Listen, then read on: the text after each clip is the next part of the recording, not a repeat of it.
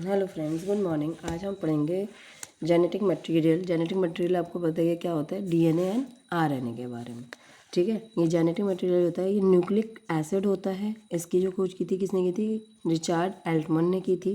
ठीक है, और ये जो न्यूक्लिक एसिड जो होता है ये लिंक होता है बिटवीन जनरेशन टू जनरेशन, मतलब एक जनरेशन से दूसरी जनरेशन में जो लिंकेज होता है उसे हम क्या कहते हैं? जेनेटिक मटेरियल कहते हैं।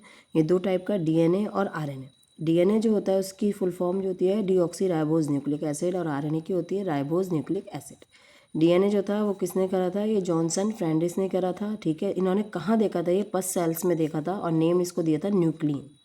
ठीक है, ये न्यूक्लिक एसिड की खोज रिचर्ड एल्टमन ने की थी और डीएनए की खोज की थी जॉन फ्रेंडिस ने। ठीक है, इन्होंने पस सेल में देखा था। फर्स्ट जेनेटिक ट्रांसफॉर्मेशन जो था वो बैक्टीरियम स्ट्रेप्टोकोकस पिन्यूमोनिया से था। ठीक है, फादर जो थे इनके जो एविडेंसेस थे उसके सपोर्ट में DNA as a genetic material किसने कहा था? ये प्रोवाइड किया था हमें एल्फ्रेड ने और मार्था ने। ठीक है, एल्फ्रेड एंड मार्था ने ये प्रोवाइड किया था। मतलब एक चीज़ होती है खोजते हैं, उसके बाद दूसरा आपको सपोर्ट करता है, तो वो दोनों ये थे। अब डीएनए का स्ट्रक्चर, जो डीएनए का स्ट्रक्चर था वो दिया था फिशर ने। ठीक है, वो दिया था फिशर ने। इसमें इन्होंने प्राइमेडीन एंड प्यूरिन्स के बने हुए इन्होंने कहा था कि ये बने हुए होते हैं। फिर आए थे अल्बर्ट कौशल, उन्होंने प्राइमेडीन्स को साइटोसिन एंड थायमिन को कन्वर्ट किया था, और प्यूरिन्स के लिए उन्होंने बोला एडेनिन एंड ग्वानिन। ठीक है, अब ये प्राइमेडीन जो होते हैं ये सिंगल रिंग होते हैं, और प्यूरिन जो होते हैं 2 कार्बन नाइट्रोजनस रिंग होते हैं। ठीक, अब इसमें आ जाएगा 5 कार्बन शुगर। 5 कार्बन शुगर जो होती है ये डीएनए में। ठीक है, तो इसे कहते हैं फोवस लेन is called the ribose. Another sugar जो होती है उसे डीऑक्सी राइबोज और फास्फोरस शुगर कहते हैं।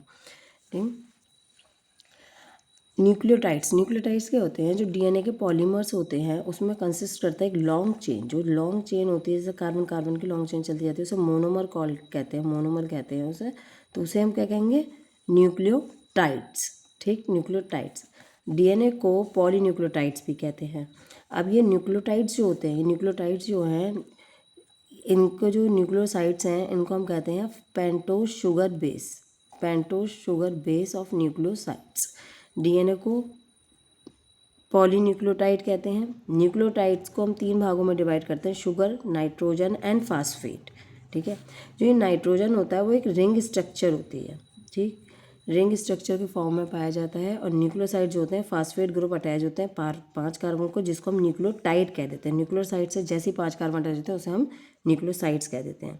हाइड्रोजन बॉन्ड होता है एडिनोसिन और थाइमिन और ग्वानिन और साइटोसिन के बीच में। डबल बॉन्ड और ट्रिपल बॉन्ड से जुड़े होते हैं।